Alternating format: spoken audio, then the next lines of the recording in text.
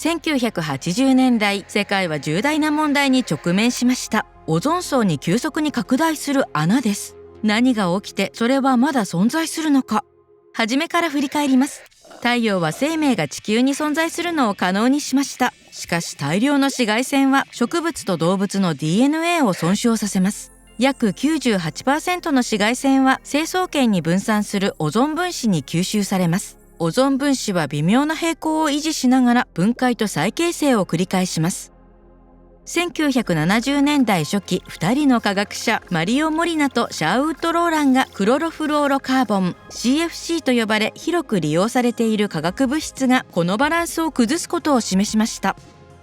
フロン類はアメリカに本社を置く3つの会社によって冷蔵庫の冷媒として開発されました。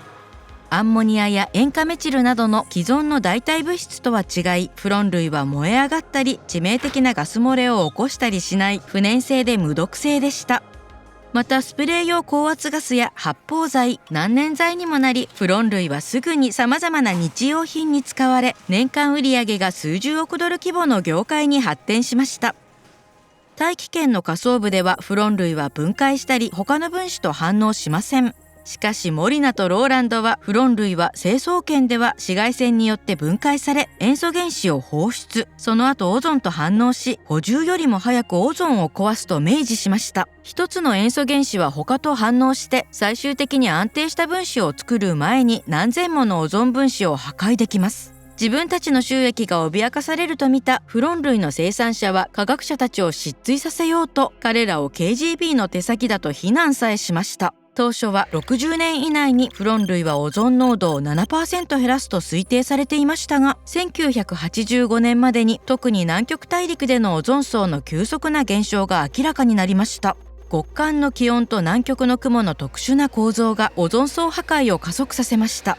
南極の科学者たちは上空のオゾンが毎春ごとに急速な減少をしていると気がつき、衛星データはこれらの損失が広範に起きていることを明らかにし、科学実験によりフロン類が原因であると確認されました。NASA はすぐに可視化されたデータを世界中に公開し注目を集めました。もしオゾン層破壊が続けば皮膚がんの発生率が急上昇したでしょう。光合成が損なわれ、米、小麦、トウモロコシを含む穀物の生産性は低下し、病弱になります。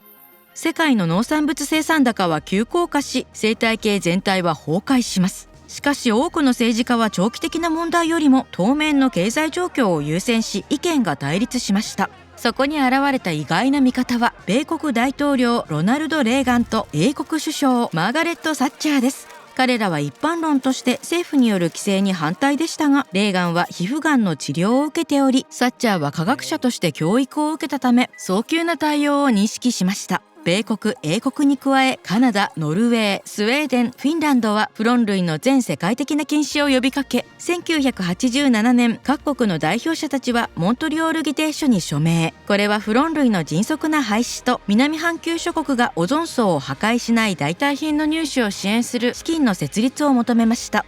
その後議定書は世界の国に批准されました。こんな条約は歴史上でこれ一つしかありません。1995年、モリナ、ローランドとオランダ人同僚のポール・クルッツェンが共同でノーベル化学賞を受賞しました。フロン類の使用が減少するにつれてオゾン層の穴は小さくなり、2070年までに完全に消滅すると予測されています。しかしまだ安心できません。フロン類禁止は気候問題への勝利でしたが、温室効果ガスであるのと同様、代替品のハイドロフローロカーボン HFCS もそうなのです。フロン類よりも弱い光力ですが、 HFC は二酸化炭素よりも多くの熱を閉じ込め気候変動に影響しています。この対応には2016年にキガリ改正がモントリオール議定書に追加されました。これは2047年までに世界の HFC の 85% 削減を求めています。これは今世紀末までに最大で 0.5 度の地球温暖化を避けられます。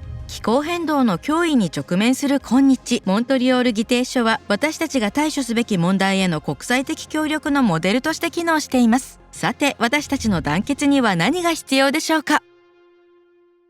科学者、政治家、そしてあなたのような人々が地球の未来のために取り組むべきこと。edo.ted.com/earthschool で好奇心と希望を育ててください。